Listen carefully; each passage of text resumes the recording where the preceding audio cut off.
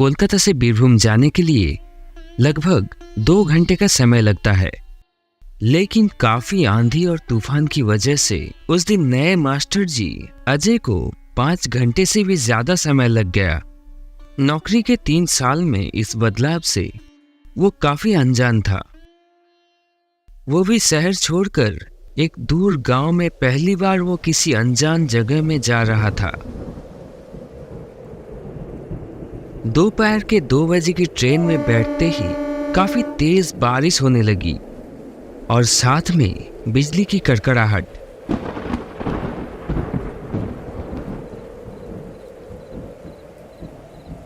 शाम के करीब 7:30 बजे वो बोलपुर स्टेशन पे पहुंचा। तेज तूफान के चलते स्टेशन में कुछ 2 से 3 फेरी वाले नजर आ रहे थे। उसके अलावा और कोई नहीं था। हो सकता है वो भी आखिरी ट्रेन के इंतजार में हो।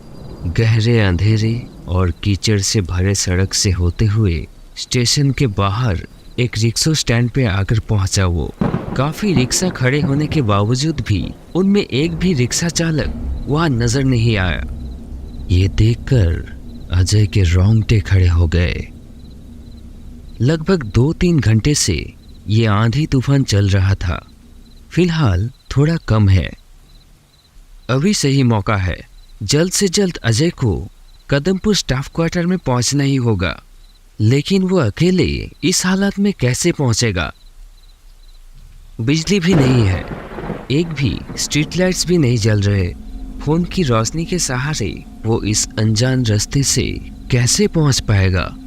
यही सब सोच रहा था वो कि तभी उसने देखा कि लालटेन लेकर कोई उसके तरफ आ रहा है। आखिरकार एक व्यक्ति को लालटेन लिए स्टैंड की तरफ आते देख उन्हें राहत मिली। आदमी ने एक लुंगी और एक फटी हुई गंजी और सिर पर एक तकिया टोपी पहनी हुई है। उस आदमी ने पूछा, कौन है वहां पर? अकेले वहां खड़े खड़े क्या कर रहे हो? इस इलाके में नए लगते हो? हाँ चाचा, मैं आज यहाँ एक स्कूल में ट्रांसफर होकर आया हूँ। क्या आप खास कदमपुर गांव का रास्ता जानते हैं? लेकिन रात के समय वहां ना जाना ही ठीक रहेगा। आज रात किसी तरह इस स्टैंड पर ही गुजार लो। कल सुबह मैं तुम्हें वहां खुद छोड़ आऊंगा। रात को उस रास्ते से क्यों नहीं जा सकते? बहुत लंबी कहानी है, रहकर देखो यहाँ, खुद ही जान जाओगे। अजय सोच में पड़ गया कि ऐसी जगह पे इस मौसम में अपने सामानों के साथ इस अंधेरे में रहना असंभव है। इसके अलावा सांप के काटने का भी खतरा है। किसी भी तरह उसे क्वार्टर तक पहुंचना है। ठीक है, आपको मेरे साथ आने की ज़रूरत नहीं है, लेकिन बहुत अच्छा होगा यदि आप मुझे ये रास्ता दिखा सके।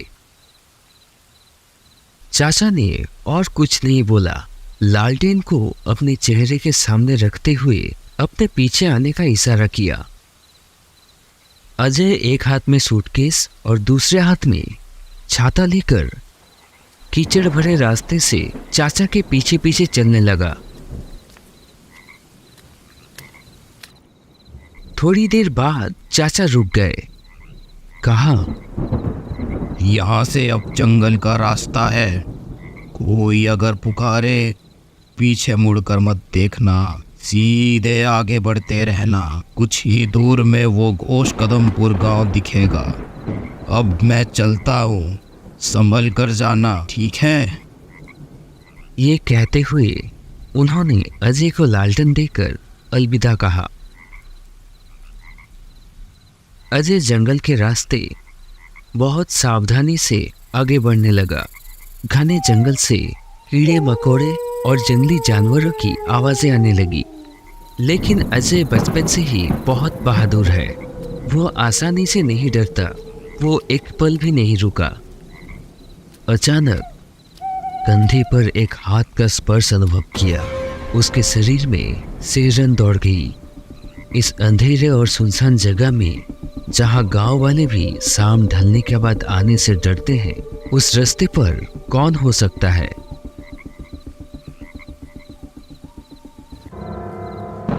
अब क्या होगा आगे, देखने के लिए बने रहिए हमारे साथ।